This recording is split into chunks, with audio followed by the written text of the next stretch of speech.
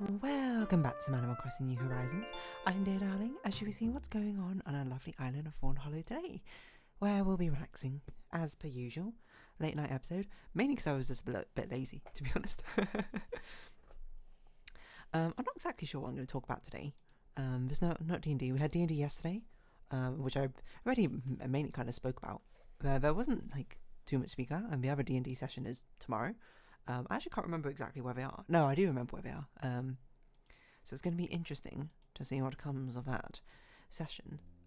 Could be lore filled, could be lore empty. I genuinely don't know how it's going to go. All I can do is set up a setting, and we'll see what happens naturally.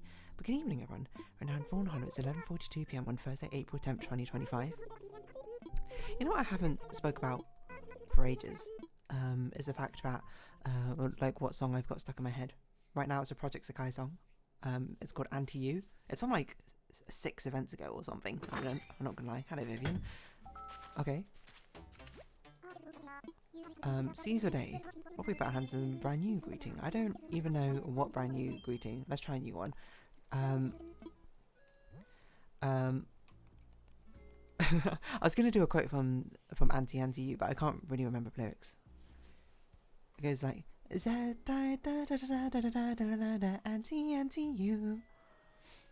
Anti, hello. I'm going to do this and it's going to make no sense. I'm going to look at this and be like, what does this even mean?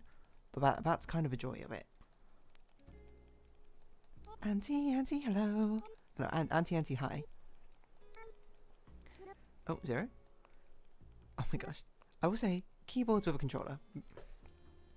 Tiresome at best. Anti-you. Anti, hey. Hi. let's do that. It doesn't make any sense. Alrighty, let's try it out. And anti, hi. Beautiful. I'm gonna absolutely, like, it's been ages, I think, since we even set like a greeting. But that's gonna be something which makes no sense to me if I, at some point. Unless I remember the Project Sakai song. Anyway, there's not much to say about it, to be honest. What's the song called? It's called Anti-You. That's it. But that does bring me to a topic where, can I say, keyboards or controllers? You know, I'm not someone who grew up with traditional game consoles, I suppose. Things like PlayStation, things like Xbox, Nintendo 64. Technically, I think those are slightly older than me era-wise. PS2 was definitely something that was very most common, I think, in high school. I basically knew no one who had an Xbox 360. I don't know. Like, I guess it's not as popular or something in the UK. And most people, like, I knew no one. No, I knew one person who had a GameCube, which was my neighbour. And then basically everyone had a Nintendo Wii. But seeing as Nintendo Wii was basically the first, Nintendo DS and Nintendo Wii were the first consoles I properly had. Actually, I did have a Game Boy, but it's a thing I say that, like, because I feel like I didn't really grow up with PlayStation or anything like that. Like, at most, I kind of had like a family friend who played Nintendo 64. A lot of that, despite the fact that I do play a lot of games, I'm a gamer, I mostly grew up with PC gaming, which means that it has come with an interesting consequence where, like, most of the time when I use a controller, it doesn't feel very comfortable compared to using keyboard and mouse. I feel like it's changed in recent years, mostly because I'm just sort of like not forcing myself, but like if a game recommends play this with a controller, I'll play it with a controller, and I like the convenience of a controller for games. But you know, there's just some things which the experience cannot really be replicated, I think, on a controller. One of them being shooter games. I cannot stand almost any shooter game, I think, with a controller. Even if you have aim assist, I'm just like, I much prefer a mouse. Even if I'm not worse, even if like I'm not that good at shooter games, like using a mouse, I don't know, it's that sense of control I think is better. But a very rare exception to that is weirdly Splatoon, which kind of like, I played it for like 10 hours or something, interspersed, not all at once, and I was like, I don't get it, like this is the most confusing control scheme like I've ever done. Like, I even used like the joystick controls for a while, and I was like, this is silly. So I made myself use the motion controls for ages, and then suddenly it clicked in my head, and it became amazing. You know, I was racking up those Splatoon kills. Although Splatoon's more about being a turf war, I suppose, rather than the eliminations you get. But it is a very interesting, I think, caveat. But one thing which I feel like must be universal truth is that keyboards on typing a keyboard with a controller is one of the worst things ever. You know, I don't know if there's anyone out there who's like, you know what, I prefer typing on a keyboard on a controller compared to using an actual keyboard. There probably are people out there. I think it would probably be people who like didn't have a keyboard or PC or laptop growing up, and I suppose nowadays not even a phone or tablet, because that kind of replicates the keyboard experience, but grew up with a controller console. In which case, fair enough. But like, I would have thought by now we would have like some very nice ways to be able to use a keyboard with a controller, such that like it almost becomes like a second keyboard scheme. Because I mean, back in the day, well, it's weird to say back in the day now because it's technically older than my generation. No, actually that's not true. I was just quite late to the mobile phone party, so it's only I would have been a little bit young to have a mobile phone with the old keyboard system. I don't know how old you necessarily are when you're watching this. Statistically, you're actually, I think, older than me, but the numpad, I suppose, on mobile phones, if you don't know, had 9 buttons, technically 12 buttons, which basically contained all the letters. You would press like, it would have like ABC on the number 1, so you press it once for A, double tap for B, triple tap for C, and then you just wait to input it. And that's how you used to type on like the old mobile phones. Of course, I never had one of those brick phones because I went basically immediately to smartphone as my first mobile phone.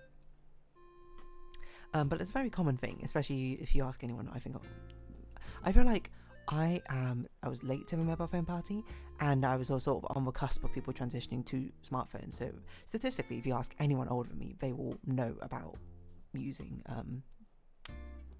I don't even know what you call that sort of phone keyboard. Is that what it's called? Wikipedia. Telephone keypad. There you go. If you ever want to look it up. And apparently I also lied. Apparently ABC's on 2. What? I thought it was on 1. Okay, never mind. But this just goes to show how little I even know about telephone keypads. But yeah, you would have thought that on a controller we would have a better system now to be able to type like the keyboard. Like we have like an alternative which like catches on, but we don't. Apparently the best we always do is, as you see here, that's the wrong button. We just have like a regular computer keyboard, except for you control it's like you type with one finger, which you control with a joystick. And that just seems tiresome to me, to be honest. Like you would have thought we could come up with a better solution. And I'm going to answer my own question, I suppose, in the same answer, is the fact that we actually have come up with like different solutions. Like one really cool one I saw, actually there's 2 really cool ones which come to mind. One of them was, I think it was an Xbox accessibility controller, or it was like some alternative keyboard. I think, it was an ergonomic keyboard, that's right, which I think was for accessibility purposes. But basically I'll describe it as it has these 2 massive joysticks, like slidey joysticks, like if you imagine the 3DS, that joystick, where it's basically just like a sort of coin sitting almost flush with like a flat surface, and you slide it back and forth like that, rather than like tilting the joystick in a direction. And obviously it would have like 8 directional input, 1 for the left like joystick and 1 for the right like sliding joystick. And it would be, you type using a combination. So like, I think A was like both of them up, and then B was like the left one up, and then the right one to the top right, etc, etc. I guess it's kind of like semaphore. I'm not sure if it was literally like semaphore, but I'm not even sure. Is that how you say it? Semaphore? Yeah, it's semaphore. Semaphore, if you don't know, is like a flag-based system which they used to use to communicate over like large distances. I suppose it can also be used for the railway signalling light things. But I never really got why they were both named the same things, but that's probably a conversation for a different time. I assume it must be kind of similar to using the semaphore system. And I thought that was like a really, really interesting sort of like typing system. Obviously, I think for the average person using a computer, I think it's probably a bit faster for you to learn how to use a keyboard. But like it was designed with accessibility in mind. It's the sort of thing where literally like everyone could do. It's why the pads were so huge. I don't know if I can find like semaphore keyboard. Is that actually what it's called? No. A 40% keyboard semaphore. What does that even mean? It was like a accessible keyboard. Accessibility keyboard? Maybe that's what I'm thinking of. Which had like 2 joysticks. Is this it? No, that's not it. I remember because it had like it was basically a white thing, a white box, and it had like a rainbow pattern on it. Maybe it was the Xbox accessibility controller. So Xbox adaptive controller. Oh, it's kind of similar. It's not quite the same. Because the Xbox adapter one had like touchpads, but this one I remember, maybe it was an early prototype of it or something. It had like slidey things on it. I don't know. Someone probably knows what I'm talking about. I thought that was a really cool way to like have a keyboard input system, and if you got good at it, it would like end up working.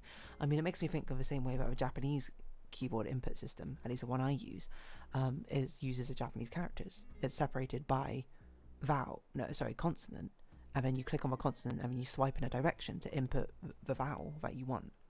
So the ah sound is if just a tap, and then e is up, and u is to the right, e is down, and o is to the left. So you can do like ka, ki, ku, ke, ko, just by like swiping in a direction, which I must imagine. Well, actually, I was going to say it must have come from the telephone numpad, keypad, whatever. What was it called? Telephone keyboard. Telephone keypad. Sure, whatever. But that doesn't really make sense now I think about it. I guess it would make more sense that the Japanese telephone keypad probably was a similar sort of thing to this, but except where you pressed 5 buttons. Japanese telephone keypad. But I don't know. Let's see, is that good? Aka sa ta na wa. Yeah, it is. It looks like it. But yeah, but I guess I adapted it, so instead of having to do multiple buttons, you can like click and swipe with it. And because I'm very used to swiping on my phone, like I'm better at swiping when I am actually with typing, weirdly. I don't know how that came about. I got very used to that Japanese keyboard, so that's the one I use, despite the fact it probably would be, I don't know, it's easier for me to think about it, I suppose, in Romanji in English, but I don't know. I just type using that now. You might be like, does the Chinese one have a similar one? And the answer is no. The Chinese one I actually use an English keyboard for.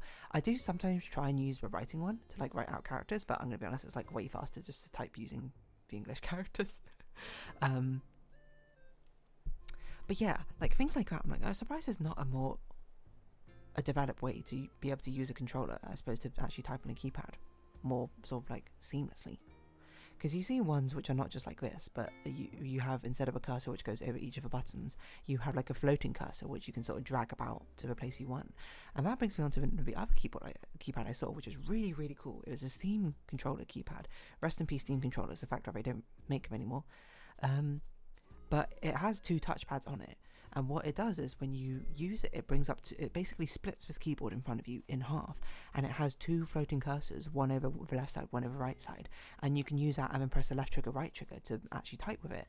And at first it felt really awkward, but then as I got used to it, I was like, this is actually a really cool, much easier typing scheme. Because like, imagine like you could use both joysticks at once to input something. You use half the distance to get from like A to G or something. Because if I want to type L with this keyboard, I had to go But with the other one, like I'd have another joystick like right here. I just get like one joystick to the right, and then boom, I do it. I thought it was really cool. It's almost a shame that sort of thing hasn't caught on, but I guess it's probably because rather than like this keyboard, which most people are, have access to, like a computer keyboard or have seen one in my life and can practice using it, that sort of very specific niche controller split into one. For one, only works if a controller has 2 joysticks or 2 sort of directional control schemes. But also it's like, I guess it's quite a learning curve to be able to utilize it in the first place, right? And people don't really want to do that. People want something for accessibility. Not accessibility in the sense of like accessibility that anyone could do it, but accessibility that people already know it and aren't willing to put in the effort to learn a new keyboard system. Not that they should. It's just more like that's explanative reasoning, I think. But it is really cool. I would like to see like more. I don't know. I just find it like a pain. I remember I used to play like Let's Get to the City, Animal Crossing, with like online friends. And from there, like, I would sometimes use the nunchuck to like type out on the keyboard. Like I wouldn't use my Wii voice chat thing that I've completely forgot about. They released with a Nintendo Wii. Probably for good reason. I was probably too young to be playing like online games and voice chat with people. But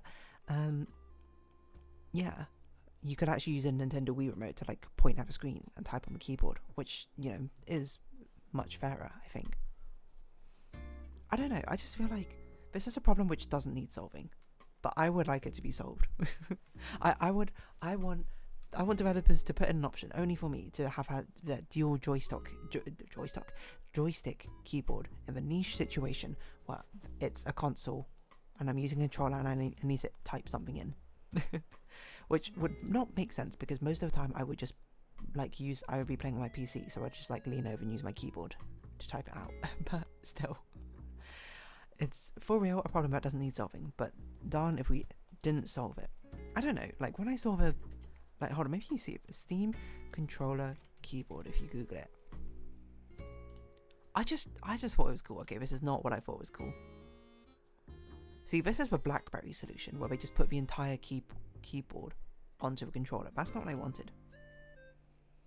I like the one where it like splits it up into two and puts it on your screen, and then you can type using that. And I was like, it's so cool. It's kind of like a virtual ergonomic keyboard in so many ways, and in many ways not like that at all. But yeah, I don't know, just like keyboards on keyboard. No, keyboards on controllers. It's just inconvenient, isn't it? I feel like it just takes a bit too much effort for a problem which doesn't really need solving, because there's not many games I think on non-PC which require a keyboard use. But think about it, there's probably a lot of typing games out there which could do with something like that. Crypt Keeper, that's a PC exclusive game. I don't know if it's even possible to port it to other consoles because you won't have a keyboard, but if it introduced like that Steam dual joystick controller thing, that'd be like, oh, it'd just be like a sort of gimmicky control scheme for this game. Could be kind of cool. I don't know. Anyway, that's basically all I had to say on that matter. I don't know if there's anything else. I don't think a keyboard really needs reinventing, but it's kind of cool to think about. So, on that note, if you have been watching, thank you very much. It's been Animal Crossing New Horizons, and I've been Dear Darling. Likes, comments, subscription, shares, greatly appreciated. Socials, Discord down below. Hope to see each other again, but for now, it's our farewell. Until next time. Bye-bye for now.